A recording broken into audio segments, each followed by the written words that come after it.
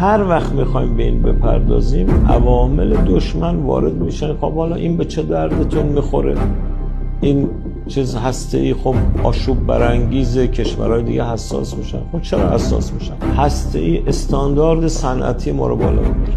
یه کشوری که بخواد پیشرفت کنه از جهان سوم بیاد جزو جهان اول بشه، خب استاندارداش باید بالا باشه، در حد استاندارد جهانی باشه. هسته‌ای یکی از اون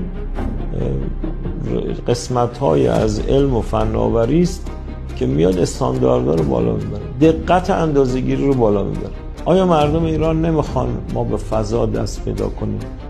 نمیخوان ماهواره‌های ایرانی رو ما بالای جو داشته باشیم؟ مردم هویت ملی رو دوست دارن، ایرانی بودن رو دوست دارن. خب چرا ایران نباید دست به فضا داشته باشه؟ خواهی فضا نداشته باشیم مخابراتمون مختل میشه، معادنمون رو نمیتونیم کشف بکنیم، نمیتونیم محیط زیستمون رو کنترل بکنیم. چرا کشورهای پیشرفته دنیا در فضا حضور دارن؟ اصلا دعوا سر فضا، سر هسته‌ای نیست. هی به مردم بگیم مواظب نون شبتون باشید. خب اگر رفتی سطح فکری رو در حد نون شب آوردی پایین، میشه روزی یه نون بدیم بخوری سیرچی بسته دیگه. لباس میخوای چیکار؟ بهداشت میخوای چیکار؟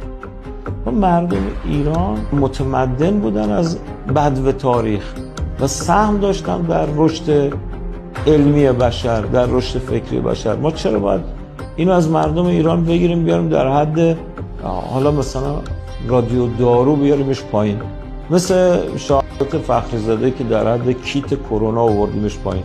نمیخوایم بگیم هسته‌ای کار میکرده، نمیخوایم بگیم در مسائل راهبردی برای کشور کار میکرده. چرا؟ چون آب تو دل غربی‌ها نباید تکون بخوره. اتفاقا فخری‌زاده برای چی زدن؟ برای اینکه آب تو دلشون تکون خورده بود.